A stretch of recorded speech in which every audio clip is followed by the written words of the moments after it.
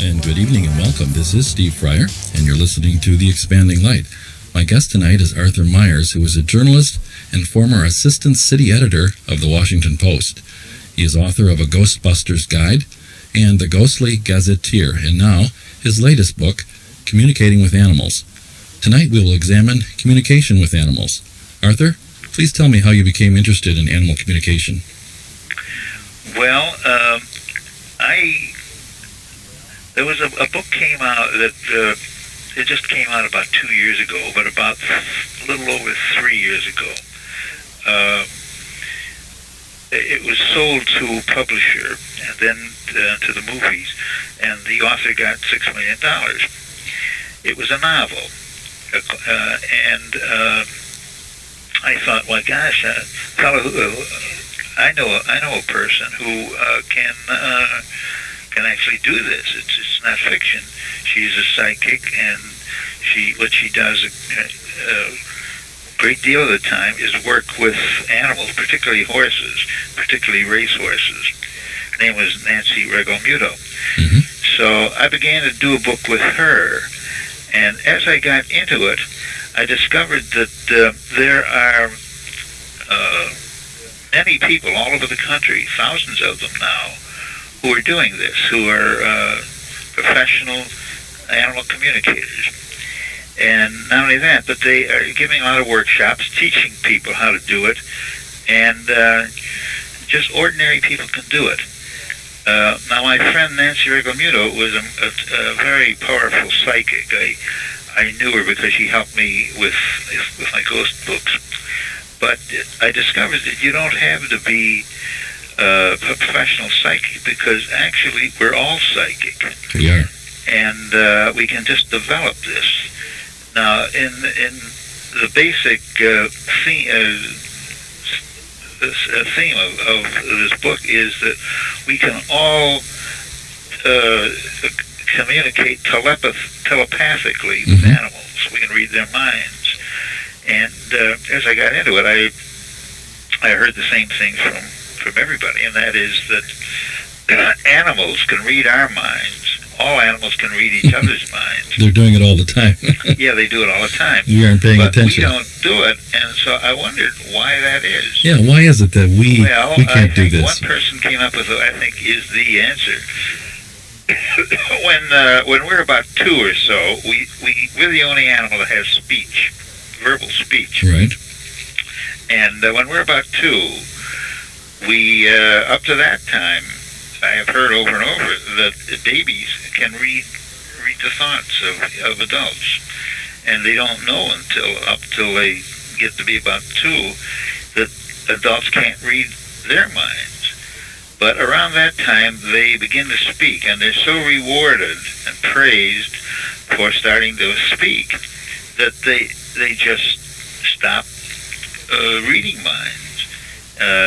If they continue to do it, why, they're considered strange, and they shut it down. And we shut it down, and we've forgotten that we can read minds. So that's a long answer, but it's a key answer. Well, it seems as though when we make that decision, I guess it is, to begin to communicate verbally, that it almost goes without saying that we are shifting communication modes in a sense, and preferring one over the other. So I guess that's just the way human society works. Yeah, but we can recreate. We don't have to learn to telepathize. We just have to remember it. What kind of communications are common, let's say, or typical in your research? Anyway, what was the most common kind of communication that you found? Well, there's about 4 different kinds, actually. The most interesting one is when people who can get actual sentences, actual speech from animals. It depends on the animal, and it also depends on the person, whether you're oriented, that sort of thing. But aside from that, there's also just getting basic ideas, thoughts from the animals, and also other things like the smells that they're experiencing, their emotions, their physical feelings, and things like that. It's an exchange between two beings, and sometimes it involves actual speech. You say there are a lot of professionals out there that actually do this for a living or for part-time living.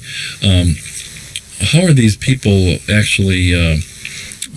What do they have to do to get in the right mode to communicate with an animal? Do they have to be in the same vicinity, or can they do it long distance? No, there's no. We're not talking time space when we're in this. It's psychic. They can, like, just for example, there's a fella in Wisconsin who does a lot of work finding lost animals, and he lives in a small town in Wisconsin. And he was telling me that just recently he found two lost cats in Prague, Czechoslovakia, without leaving his home. The only reason you'd want somebody who is a little closer is because you're talking to the human on the phone, and you're talking telepathically to the animal. The animal doesn't have to be with the person. The only advantage of being closer is if you save a little on phone tolls, I suppose, and also if you got involved with the person, so that you'd want to maybe take a workshop from him, or you wanted him to meet your animal for some one or another reason why you wouldn't be too far away. I think it would be interesting to find out how those people in Prague actually found the animal communicator in Wisconsin. I don't know. I didn't go any further into it. Well, a while back, I don't know when it was, last year sometime, I did see some special reports on television that were showing a woman. I think she had some kind of a parrot. And this parrot could do all kinds of amazing things with communication, and the parrot would find missing cats and dogs. I think that was the mode of the report. Have you ever heard anything about that? Yeah. Well, I hadn't heard of that, and I have. I think the first, I guess the second actual story I have in the book is about a parakeet, or whatever. No, it's a cockatoo, who had pulled up all his feathers, and the fellow who was doing the reading with him found out the reason was that his person, who he'd been very close to all his life, it was having mental problems. He's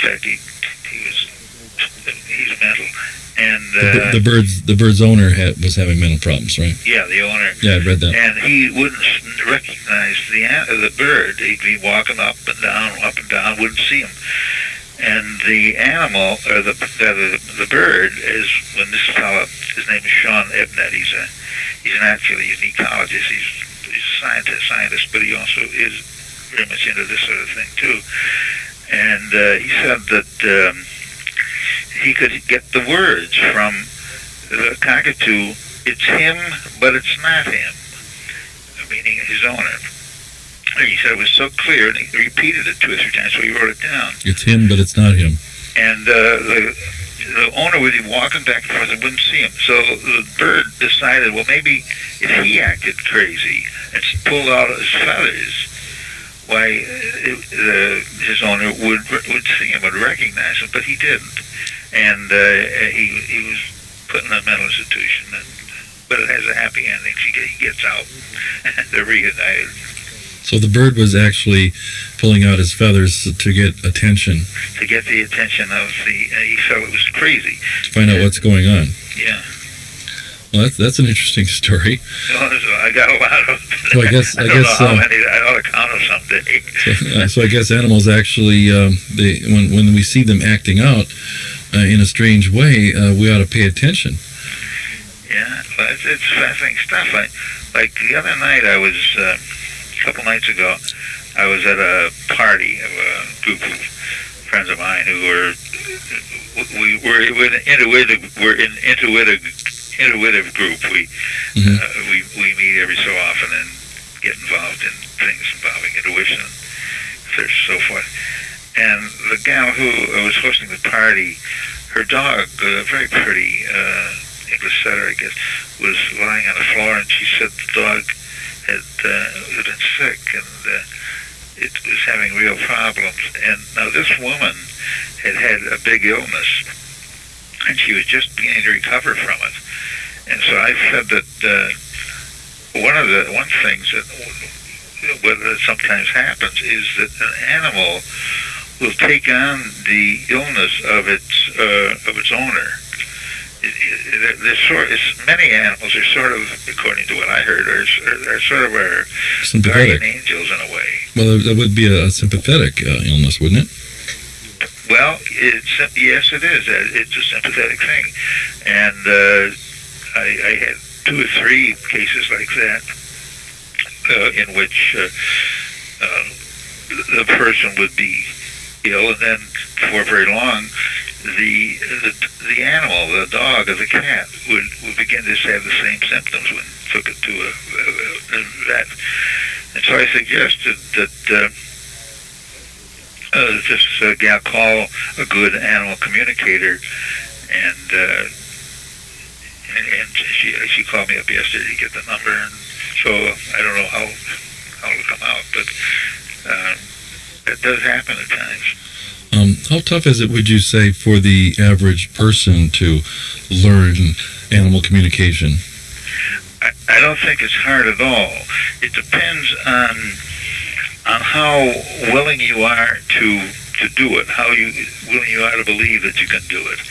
I myself am rather left brain. Left brain is the logic type side, and the right brain is the intuitive type. And I have tried to do things like I belong to spiritualist groups and tried to develop my ability, but I still have never seen a ghost, although I have plenty of poltergeist things happen around me, especially when I'm writing a book about ghosts. And you wrote too. I am not too.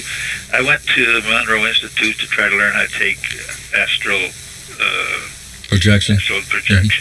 I never could do it. Everybody else practically could. There were 24 I was there, but I'm not very good at that. But I think I'm better than I thought because I took a couple of workshops while I was writing this book, and I seem to be able to do it. I'm not as aware as most of the people that come there are very involved with their particular animals. I mean, I like animals. I've had animals all my life, but there's a certain real animal lover type of person, and I'm not that much involved with animals. They usually have several animals. And these people seem to pick it up very, very quickly. Well, it seems to me there's got to be a trick to it because, as I think about my now 14-year-old son who's had a pretty wild dog most of his life, the dog has never really been trained, and he seems to have a very sympathetic bond with the dog, and the dog's very protective of him, but also the dog is, pretty wild, and I look at that and I say, well, just the normal adventure of trying to train an animal like that is tough enough for most people. But then to add on another layer and to suggest that you could communicate with them and read their thoughts and their emotions, maybe it's more natural than I'm thinking, but it just seems like another layer, another level of difficulty. Well, it's another level of difficulty, but on the other hand, it's another level of communication. Just for example, one of the workshops I went to, one in Connecticut, there was a man there, a fairly young man. He was a policeman, as a matter of fact, and he had this dog with him, a small dog who was. They were very close, and when we were at the beginning of the workshop, where everybody said why they were there, and he said that he has always been extremely close to his dog. He's always had a dog. He's very close to him, in spite of the fact that he's allergic to dogs. But he suffers that because he is so fond of dogs. And he's had this dog for several years. And they had gotten so they could, they were very close. And he said, I just wanted, he said, I figured I didn't have anything better to do with $75 than take this one day class. Actually, I got this quote from him after it was over, and I called him up to see what he got out of it. And he said, I did. He said, I really feel that I believe now it can be done, and also that I can do it because I was starting to do it. So that, it's a good idea. Actually, if an awful lot of people ask me that, usually when I'm being interviewed, people do ask me this. And so what I've done, I've written out a way you can, of course, a good way you can. I'm very methodical, so I always would go to the expert and take a course. Sure. But and in the back of the book, I list all of the people, about 50, that I interviewed and who give workshops and how you can get in touch with them and so forth. Yeah, I thought that was quite valuable. Yeah, they're all over the country. So, you don't have to go very far to find one. It's not like you can look in the yellow pages under animal communicators. No, I don't think you Animal haven't psychics. gotten to that yet. But anyway, I have written out, you can teach it to yourself, too. Mm-hmm. And if you'd like, I can just go through that. It won't take too long. Yeah, why not? Okay. Well, the thing you want to do is it involves, it's a type of meditation. So if you've meditated, Okay. I think most of the people listening have probably meditated. What you want to do is get out of your the usual head chatter, the Right. brain stuff. Turn off the TV and all that. The logical, and you want to get all into your in the right brain, into inner side, into that mode of awareness. And so, it's the alpha state. And there's very ways you can do it. You can use a mantra, like they do in transcendental meditation or other ways. Use of a word or sounds you repeat over and over. Or I have found it effective to count down backwards. Starting with like 10 or so forth down to 0. I learned to do that in civil mind control some years ago. And this quiets your mind. And you can do it with breathing exercises. There are yoga exercises, for example, especially Kundalini yoga, that are very much emphasize So breathing. whatever way you want to do Sure, it, any of these, just get any quiet. Of these things. There's all kinds. There's a lot of books around. You can go to a library and you find all kinds of books on how to meditate, and you pick out something that works for you. So then, when you're ready to do that, well, say you have a puppy or something, and you want to contact the puppy. Well, you'd probably pet him and stroke him a little, get his attention, let him know that you want to communicate, and you observe very quietly and intently. Just concentrate on it, and try to experience his inner awareness, what it's like to be a puppy. They have this little furry body, this little soft furry body, and so forth. Sure. And at this point, and throughout all of this thing, it's very important not to be doing it with your head, with your left brain, but with your right brain, and that translates into feeling, feeling love for the puppy. That's very important. The love connection. Yeah, very, very much emotional. And then perhaps at that point you would send him a picture or an idea, and telepathically. And but a very important thing is, most of us when we communicate with other human beings, when we're having a conversation, we're not usually listening. We're thinking what we're going to say as soon as this other person shuts up, And what you got to do with the animals is listen, because I remember a quote I came across 2 or 3 times with the people I interviewed, that when the person would start, when they talk to the animal, when the animal would say, I keep telling her this, but she's never listening. And so pleased to find an animal communicator. It's about. You can say it to each other. It might improve your social life with humans. Definitely. And as I said, you might get some words back. You might get pictures of what the puppy was thinking, or you get emotions. or an idea or a sound or a smell that the dog is experiencing. I have a great story that this gal, Nancy Regomuto, told me. She's in the book quite a bit because she had wonderful experience. She's quite articulate. And she told me, here's a story that illustrates this factor of communicating. An artist painted a picture of a door. When people saw it, they'd say, but that picture isn't finished. There's no doorknob. And the artist replied, that door is to the human heart. It can only be opened from the inside. The door swings in, right? Pardon? The door swings in, not out. That's right. It can only be opened from the inside, right. Which is true. And it's a very good story. So the process is get quiet, send love, listen, and send pictures. Yeah, and listen. And, you've got to get quiet. You do the whole meditation sort of thing. I think that's right, because a few months ago I met a man named, I think his name is Morgan. He was in Chicago with a book and so forth. It had nothing to do with what you're talking about, but one of the aspects of, he was more of a channeler.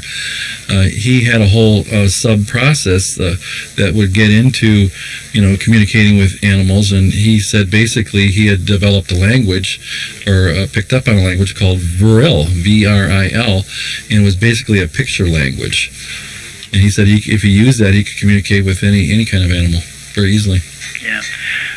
Well, it's interesting. I'm glad I'm talking to a group like you have, with people who are interested in this sort of thing, because one of the things I feel about my book, it's selling fairly well, but not as well as I expected. Well, it will pick up.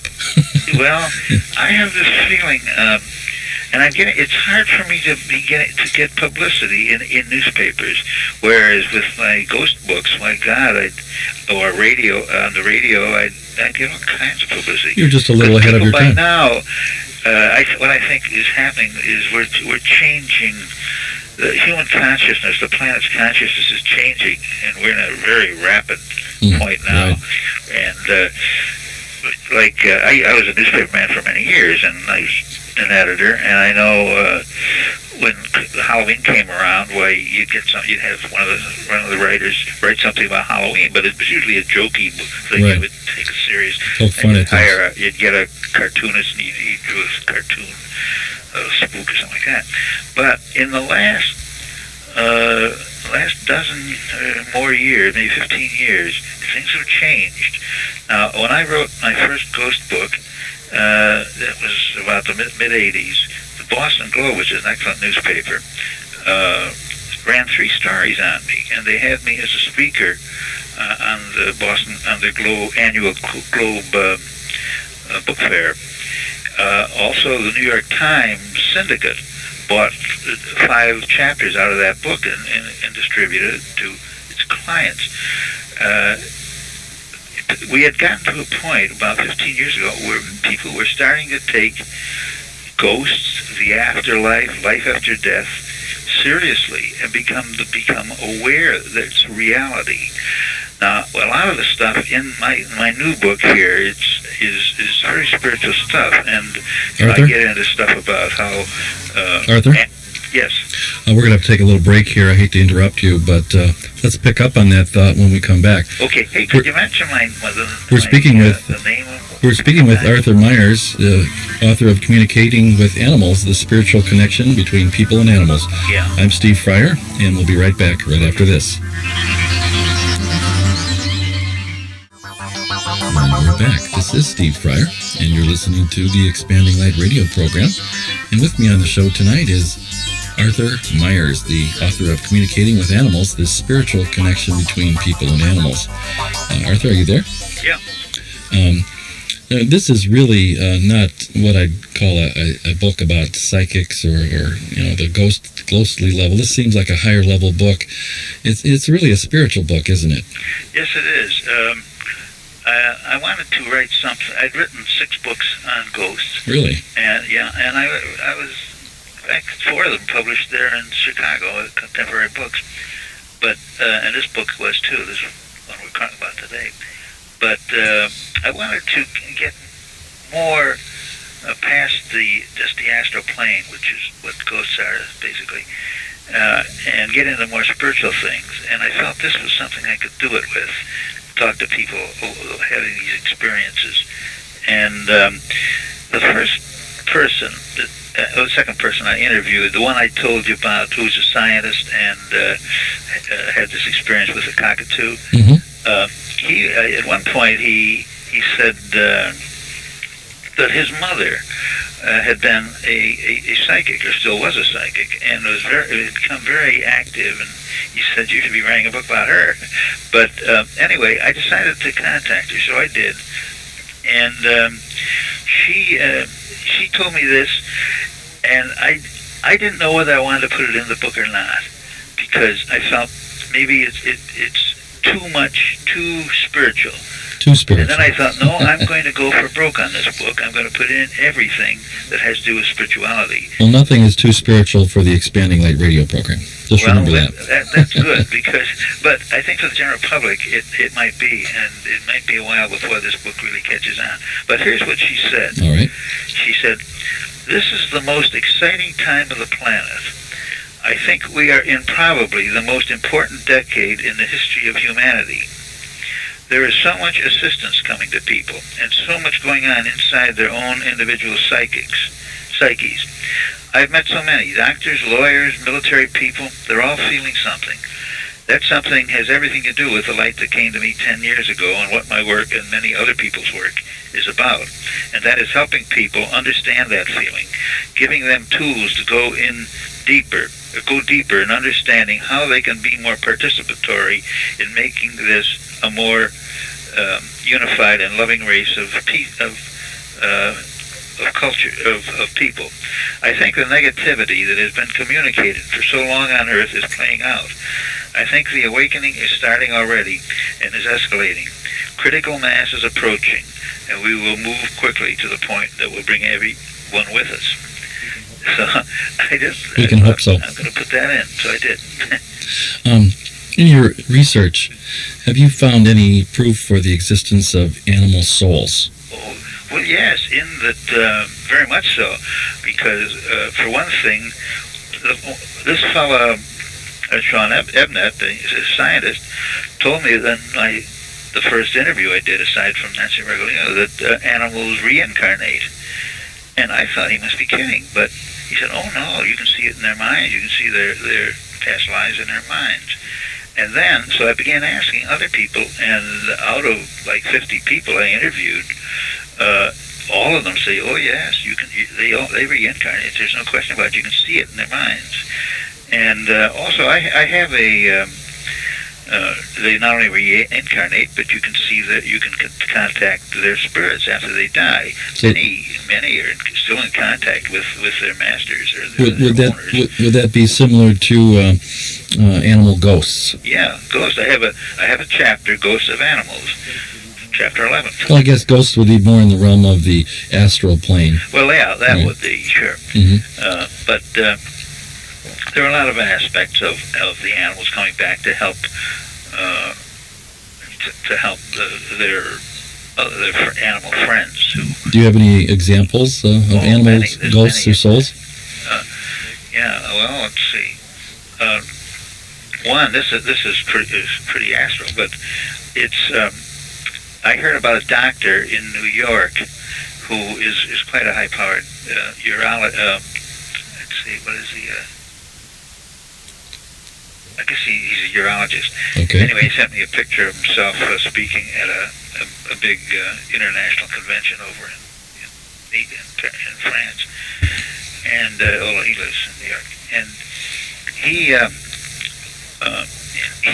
they had a cat that died about 4 years ago, and they would see it. His family and he would see it constantly. And also, they got a kitten that only lived for a short time with them. He died, but they'd see him too.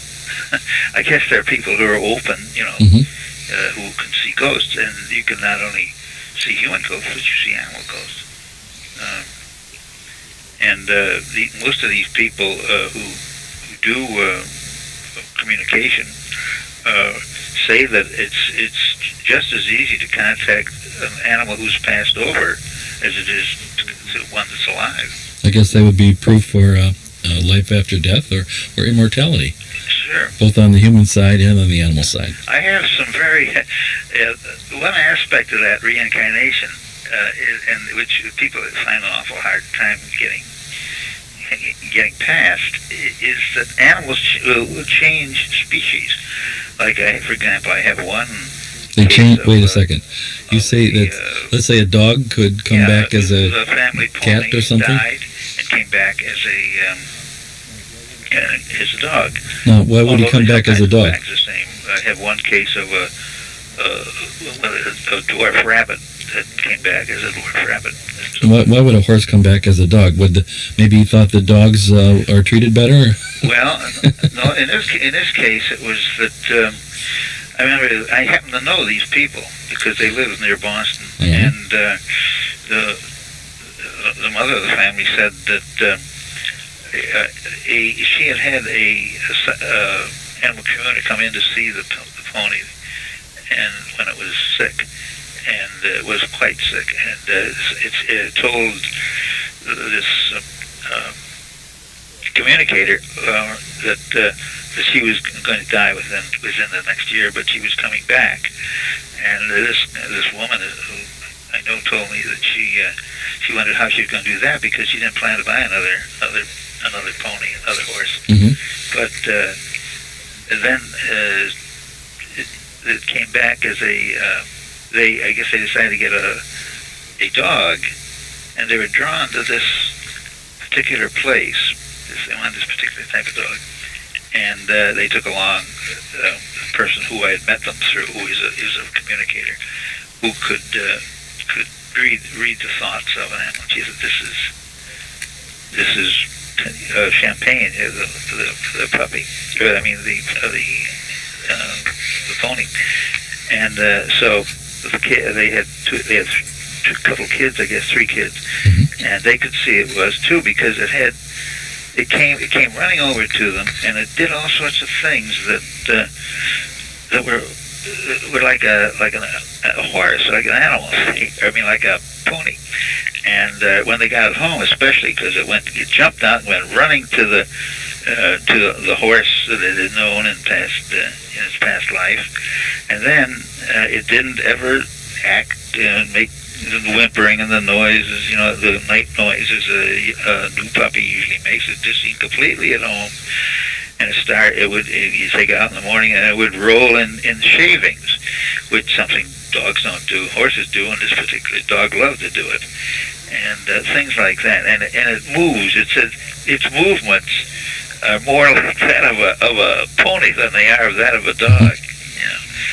So I'm quite sure this is for real. In your book, Communicating with Animals, you say that animals have a complicated emotional life.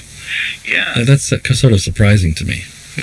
Well, no, they very much have feelings, and especially like dogs and horses have become and cats become very close to people, and if they're not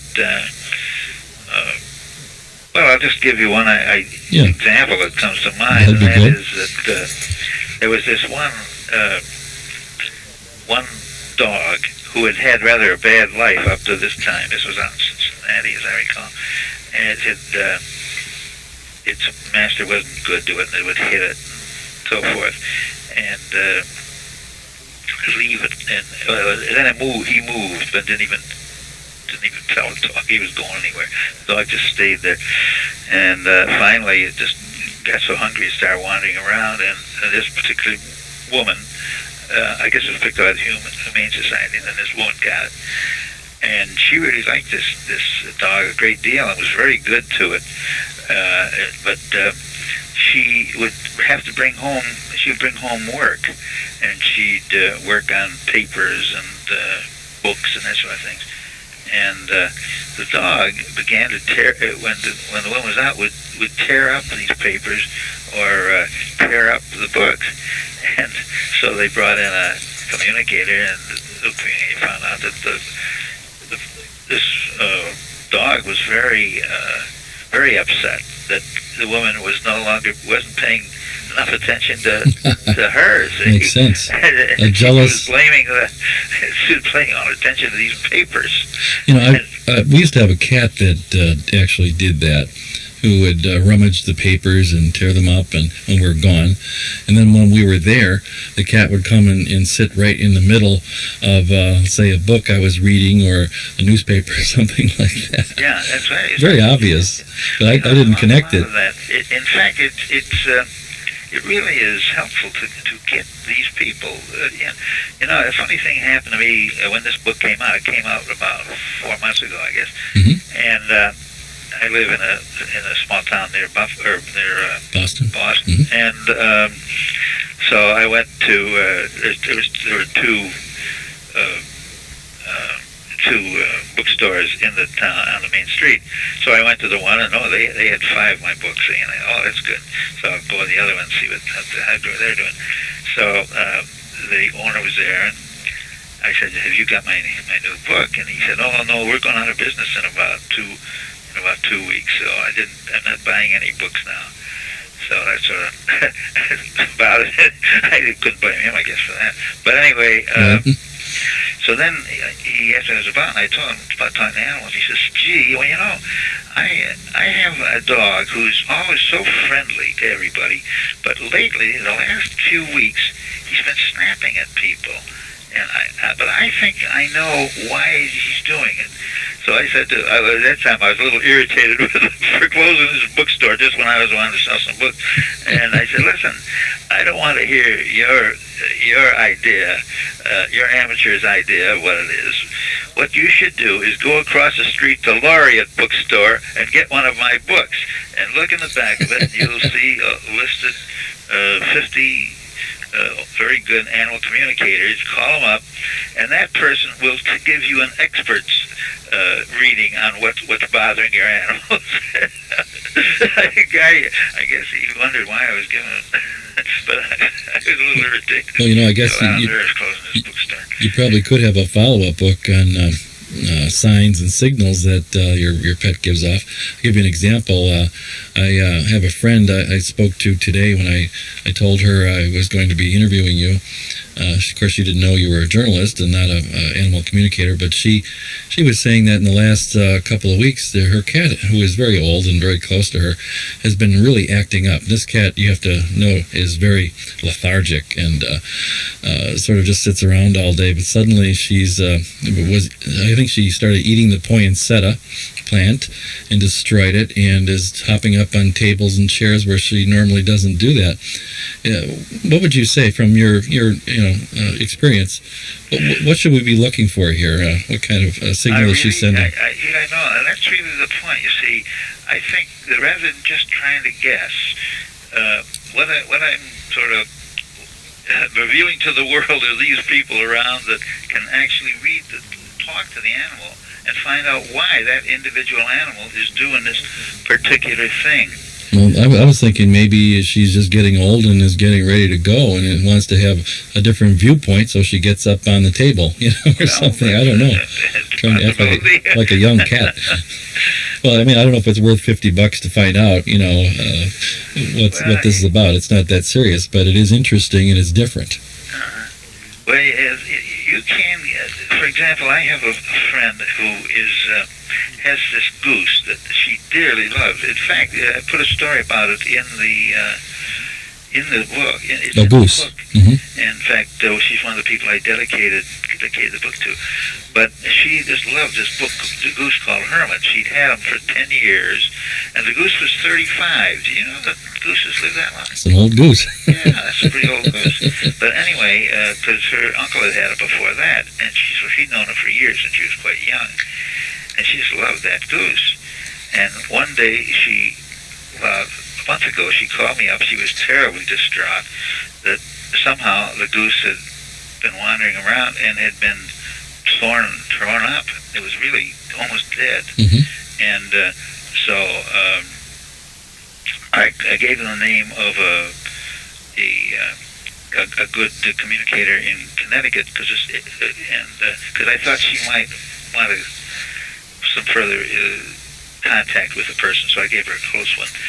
And this person, the goose, they took it to the hospital. And, what you want to know is if the goose wanted to be kept alive or wanted to die. So a gal whose name is Netta Whittles down in Communicated, communicated with the goose, and the goose said no, it was ready to go, and but that if you could contact it, and so she has come in contact with this goose through Netta, and the goose said it's coming back, and it'll be back, and as a goose, and so you can do really, it opens up a whole new world. But I think we are in that the period right now of a changing consciousness of humanity and the planet itself, and this is a small part of it.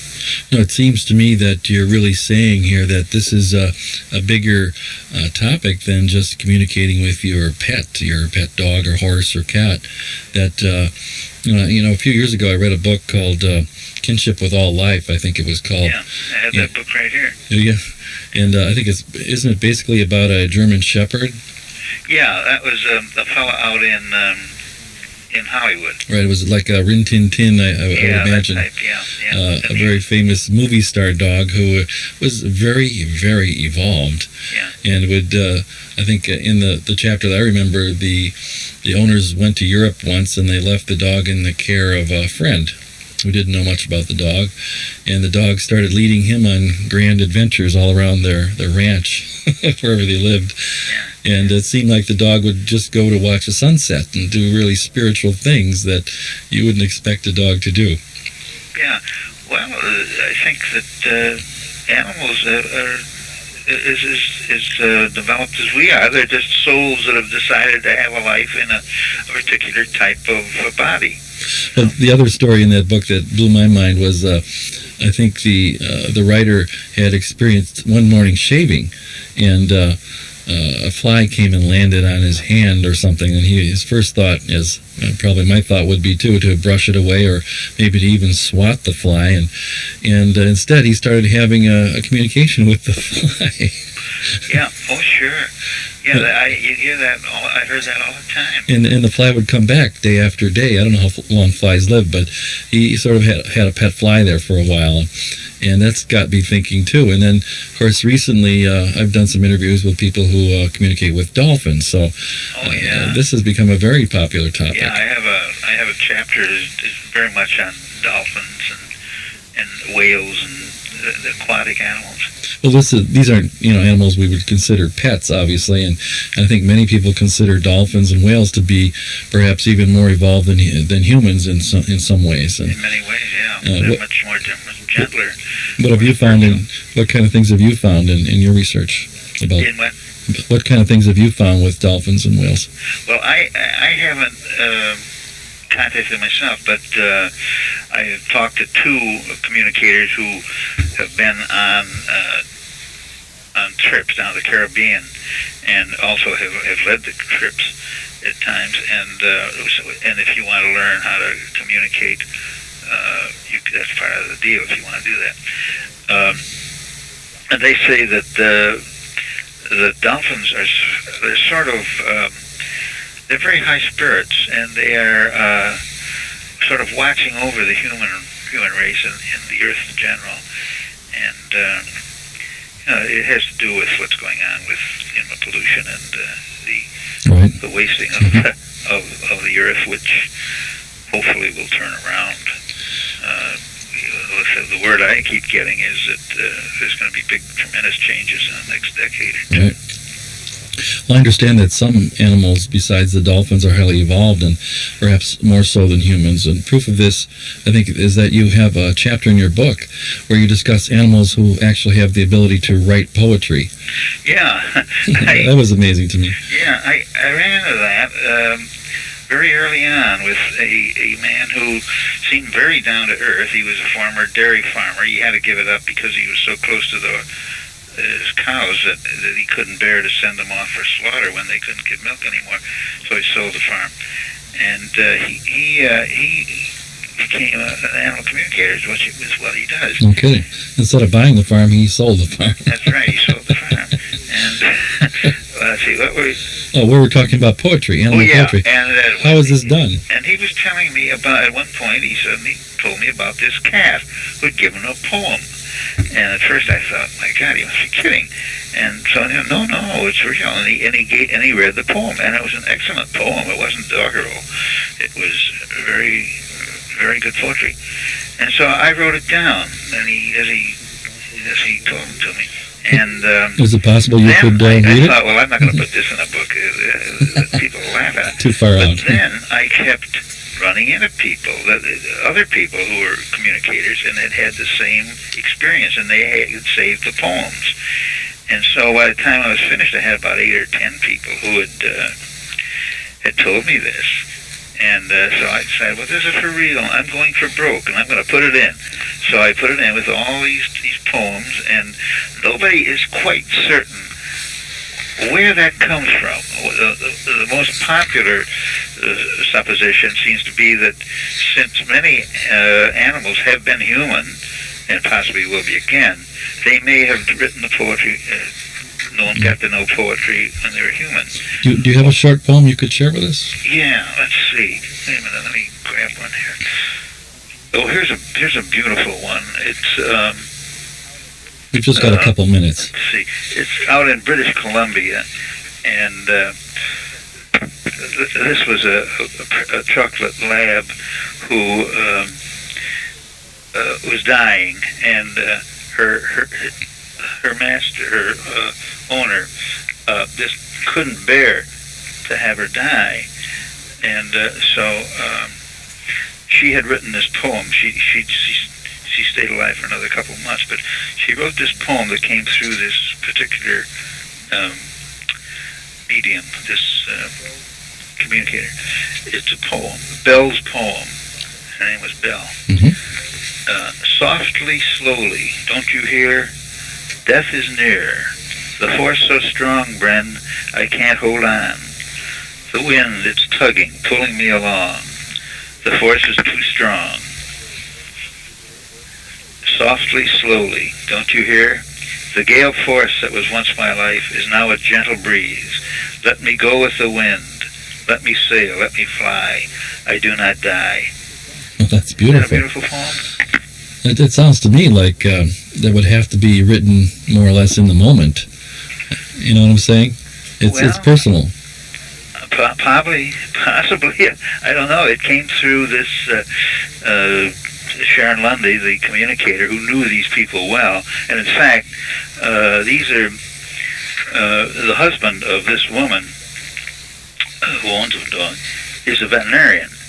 And I talked to him at one point on something else, actually, and I asked him, do you believe that the communicators can actually heal? Because some of them are very good at that.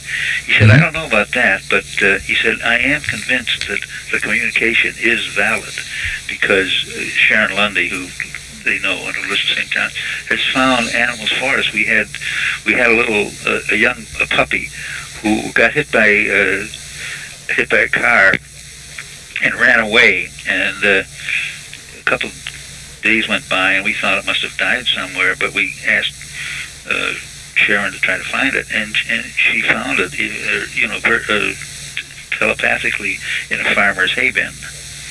She could zero in and then tell one way or another where it was. That's where it was. So, and he said we've had other experiences like that. They can really communicate to the mind of the animal. Well, once again, the hour has gone faster than I wanted to, and I wanted to thank you, Arthur Meyers, for being here, and I want people to go out and look for your book, Communicating with Animals: The Spiritual Connection Between People and Animals. I imagine it is available in most bookstores, is it not? Yeah, it's Borders or Barnes and Noble or any of those stores that has it. And I hope I sort of depend on your public, because I feel the book may be just a little too much on the cutting edge for the general public. Well, But for people like your people are on the cutting edge, and they'll like this book, I think. we'll keep putting it out there, and I think if you hang in there in a year or so, you'll probably get some momentum with this, and it will be a popular book, because it is a good book. It's well written, and you document everything. So I want to thank you, Arthur, for taking the time to share your stories with us. Okay, thank you. Have a very pleasant evening. We'll have you back again sometime, I'm sure. Okay, great.